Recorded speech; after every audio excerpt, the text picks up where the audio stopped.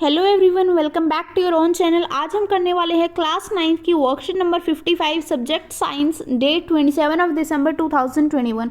So let's start the topic atomicity and molecular mass. ये हमारा atoms and molecules का topic है, बहुत ही ज़्यादा इंपॉर्टेंट है, तो ध्यान दीजिएगा।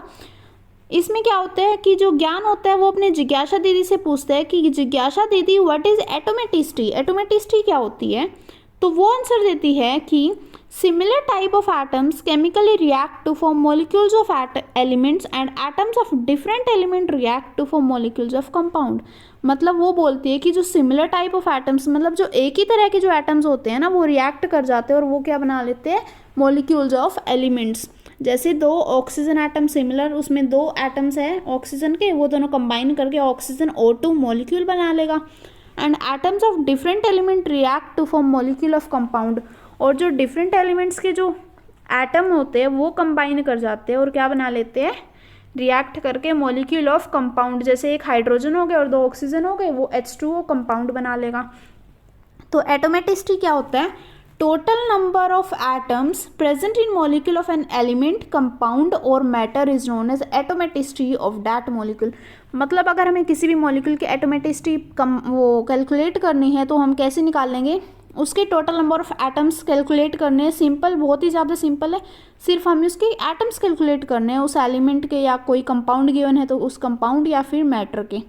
अब हम एग्जाम्पल के थ्रू इसको पढ़ते हैं। For example each molecule of oxygen, oxygen हमें पता है O2 सिंगल वो एग्जिस्ट नहीं करती है ऑक्सीजन, तो O2 हमारा ये मॉलिक्यूल हो गया ऑक्सीजन का, एक मॉलिक्यूल है ये ऑक्सीजन का। ये किस से बना होता है, दो ऑक्सीजन एटम से बना होता है, तो इसकी एटोमेटिसिटी हो गई diatomic. Di means two, means यहाँ पे दो एटम्स है ना, तो जितने एटम्स होंगे उतनी एटोमेटिसिटी हो गई।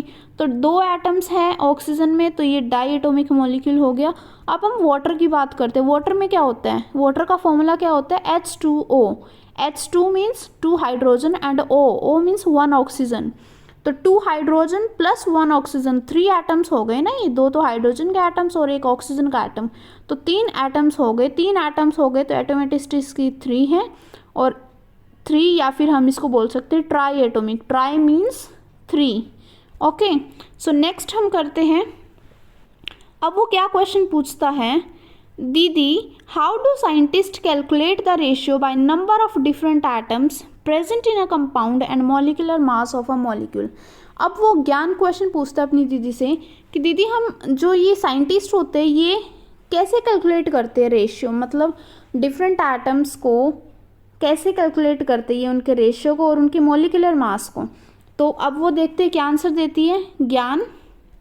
They predict the ratio by number of different atoms by comparing the mass ratio of each element present in a molecule with their atomic mass। मतलब अगर हमें रेशियो निकालना है अलग अलग एटम्स का, मतलब अगर हमें CO2 गिवन है, CO2 में ये पता करना है कि कार्बन का कितना रेशियो है और ऑक्सीजन का कितना रेशियो है, हमें इनका रेशियो निकालना है। तो साइंटिस्ट कैसे कैलकुलेट करते हैं इनके रेशियो को, तो इनका एक बहुत ही ज़्यादा इजी मेथड होता है कैलकुलेट करने का। हम सिंपली क्या कंपेयर करते हैं, मास रेशियो को कंपेयर करते हैं उनके एटॉमिक मास से।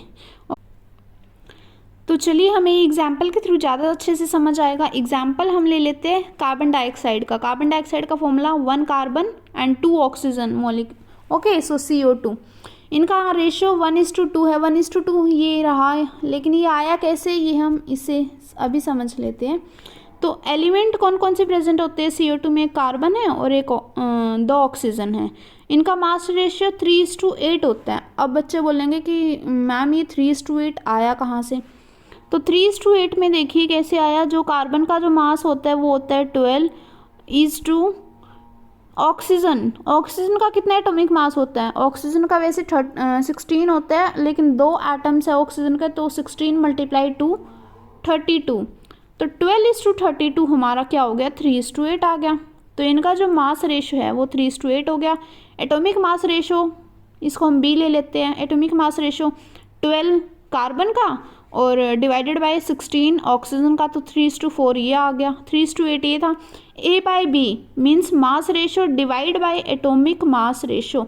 मास रेशियो कितना आया था हमारा, 3/, देखो A/B करना है ना हमें, तो इसका A ले लीजिए 3 है और इसका B 3 है, तो 3 डिवाइडेड बाय 3 इज़ 1।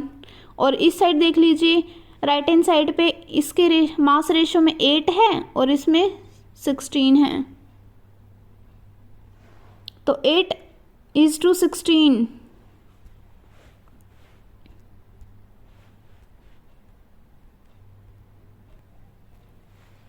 तो चलिए एग्जाम्पल के थ्रू हम समझ लेते हैं कि जैसे कार्बन डाइऑक्साइड में देखो 1 कार्बन है और 2 ऑक्सीजन है, तो इसका रेशियो है जो number of atom is, the ratio by number of atom is 1:2। ये रहा 1:2, लेकिन हम ऐसे नहीं समझ पाएंगे, इसको पहले अच्छे से देख लेते हैं इस टेबल के थ्रू।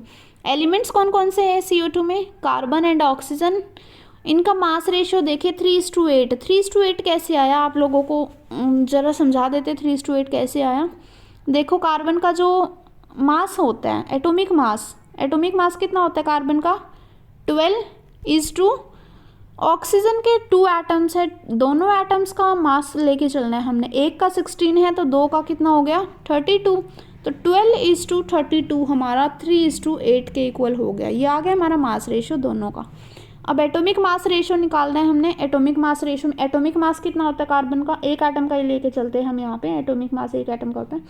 तो फिर एटॉमिक मास हमारा कार्बन का हो गया 12 एंड ऑक्सीजन का हो गया 16। तो 12/16 इज इक्वल टू 3:4 हमारे ये एटॉमिक मास रेशियो आ गए एंड मास रेशियो हमारा 3:8 था। अब हम A/B करेंगे, means mass ratio divide by atomic mass ratio. Mass ratio देखो कार्बन का मास रेशियो था 3 एंड कार्बन का एटॉमिक मास रेशियो कितना आया था? 3, तो 3:3, 3 डिवाइडेड बाय 3 1 हो गया। अब क्या करेंगे हम, इस side mass ratio right hand side पे देखेंगे किसका गिवन है? ऑक्सीजन का जो मास रेशियो है वो 8 था, तो 8 डिवाइडेड बाय ऑक्सीजन का एटॉमिक मास, तो ऑक्सीजन का एटॉमिक मास कितना था? 4, तो 8 डिवाइडेड बाय 4 2, तो 1:2 आ गया हमारा एटॉमिक मास रेशियो। 1:2 का मतलब है कि 1 कार्बन एंड 2 ऑक्सीजन। तो ये हमारा CO2 में यही तो होता है, 1 carbon and there is 2 atoms of oxygen. तो ये हो गया हमारा CO2। अब चलते हैं नेक्स्ट पे हम देखेंगे मॉलिक्यूलर मास की डेफिनेशन। मॉलिक्यूलर मास क्या होता है बच्चों? Molecular mass of a substance is the sum of atomic masses of all the atom present in a molecule of the substance. Means अगर हमें किसी भी मॉलिक्यूल का मॉलिकुलर मास पता करना है किसी भी सब्सटेंस का, तो हम उसके सारे एटॉमिक मासेस का सम कर देंगे। मतलब एटॉमिक मासेस का सम करना मतलब उसमें जितने भी एटम्स है हर एटम का हम एटॉमिक मासेस लेंगे और उनको प्लस कर देंगे, तो वो हो गया हमारा molecular mass. Means it is a sum of atomic masses of all the atom present in a molecule. Atomic masses हम कुछ एलिमेंट्स का पढ़ लेते हैं ताकि आपको न्यूमेरिकल अगर आए एग्जाम में तो कोई प्रॉब्लम ना हो। न्यूमेरिकल भी बहुत ज़्यादा इंपॉर्टेंट है मॉलिकुलर मास में, और आगे मोल कंसेप्ट आएगा। ऑक्सीजन देखो, ऑक्सीजन का जो है 16U, जो ऑक्सीजन का मॉलिकुलर मास है, सॉरी एटॉमिक मास है, एटॉमिक मास पढ़ रहे हैं हम एक एटम का। ऑक्सीजन का एटॉमिक मास 16U। U यहाँ पे यूनिफाइड होता है, U for unified atomic mass. Okay, so oxygen का 16U, carbon 12U, sulphur S for sulphur 32U, hydrogen 1U, Na for sodium 23U, Cu is copper 63.5U and P is phosphorus 31U, Cl is chlorine here 35.5U and N is nitrogen 14U। अब हम molecular mass देखते हैं, carbon dioxide का molecular mass कैसे निकाल लेंगे। Carbon dioxide में देखो पहले हम एटॉमिक मास देखेंगे कार्बन का, और फिर टू एटम्स है ना ऑक्सीजन के, तो 2 multiply atomic mass of oxygen. तो कार्बन का 12 है, 2 मल्टीप्लाई ऑक्सीजन का 16 है, 32 हो गया, तो 12 + 32 44U हो गया। 44 यूनिफाइड एटॉमिक मास हो गया इसका CO2 का। ओके, अब हम नेक्स्ट देखेंगे molecular mass of water. Water का फॉर्मूला क्या होता है? H2 मीन्स 2 एटम्स यहाँ पे हाइड्रोजन के हैं, तो 2 multiply atomic mass of hydrogen plus oxygen का सिर्फ एक ही एटम वो है ना, एक ही एटम है ऑक्सीजन का, तो 1 × एटॉमिक मास ऑफ ऑक्सीजन। तो यहाँ पे देखो 2 × 1 + 1 × 16, 2 यहाँ पे हाइड्रोजन का हो गया और 16 यहाँ पे ऑक्सीजन का हो गया, तो ये हो गया 18U। अब आगे देख लेंगे हम NH4Cl मीन्स एमोनियम क्लोराइड, इसमें 1 नाइट्रोजन है, 4 atoms of hydrogen and 1 chlorine. 1 nitrogen 1 multiply 14 हो गया नाइट्रोजन का, प्लस करना है इसमें 4 एटम्स ऑफ हाइड्रोजन है तो 4 मल्टीप्लाई 1। अब हम देखेंगे क्लोरीन का एक ही एटम है तो 1 मल्टीप्लाई क्लोरीन का क्या होता है, ये रहा 35.5 U, तो 1 multiply 35.5 U is equal to 53.5 U। ये आप कुछ लर्न भी कर सकते हो, बहुत ही इजी रहेगा न्यूमेरिकल्स में। Molecular mass of sodium chloride, sodium Na, chloride Cl, तो NaCl का हम 1 is Na and 1 is Cl, तो 1 मल्टीप्लाई 23 प्लस 1 मल्टीप्लाई 35.5 58.5 U। अब यहाँ भी चेक योरसेल्फ, कुछ आपके लिए कुछ ये क्वेश्चंस दे रखे हैं, इनको आपको सॉल्व करना है, देख लेते हैं क्या है। Question number 1. What is atomaticity? Calculate the atomaticity of CuSO4, HCl, PbNO3, S8, NaCl, H2CO3। ये कुछ यहाँ पर मॉलिक्यूल्स और कंपाउंड्स दे रखे हैं, कंपाउंड्स है ये, तो इनकी हमें एटोमेटिसिटी पता करनी है और एटोमेटिसिटी की डेफिनेशन देनी है। सबसे पहले तो देख लेते हैं एटोमेटिसिटी क्या है, हम पढ़ चुके हैं। Total number of atoms present in a molecule of an element, compound or matter is known as atomicity of that molecule। किसी भी molecule की अगर हमें atomicity निकालनी है तो हमें उसके total number of atoms को क्या करना होगा, ऐड करना होगा। तो देख लेते हैं, फर्स्ट कंपाउंड हमारा दे रखा है CuSO4। CuSO4 में 1 कॉपर है, 1 सल्फर एंड 4 ऑक्सीजन। ओके, तो 1 atom of copper, 1 atom of sulphur, 4 atoms of oxygen. ये इसकी क्या हो गई, 6 हो गए। 1 + 4 इज इक्वल टू 6। HCl का देख लीजिए, HCl में 1 is hydrogen and 1 is chlorine, so 2 हो गया। PbNO3 में 5 होती है, कैसे, Pb lead is 1 atom of lead, 1 atom of this nitrogen and 3 atoms of oxygen, तो ये हो गया 5 टोटल। S8 में सिंपल दे रखे हैं, जो सल्फर के 8 एटम्स हैं तो S8 हो गए।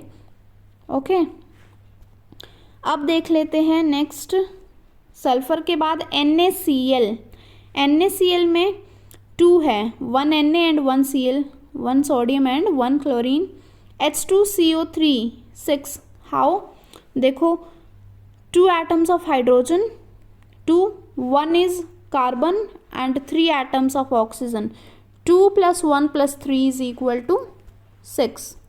Next question is calculate the number of atoms in water molecule. Water molecule में हमें calculate the ratio by number of atoms in water molecule.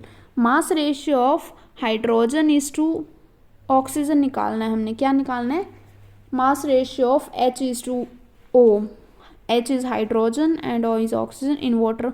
यहाँ पर इसका मास रेशियो कितना होता है, 1:8 होता है। देख लीजिए कैसे आएगा, ratio of hydrogen and oxygen by mass in water is 1:8। 1:8 कैसे आया ये देख लो। पहले तो एटॉमिक मास देखो, हाइड्रोजन का एटॉमिक मास कितना होता है, 1। हाइड्रोजन का जो एटॉमिक मास होता है वो कितना होता है, 1 होता है, और जो ऑक्सीजन का एटॉमिक मास होता है वो कितना होता है, 16 होता है।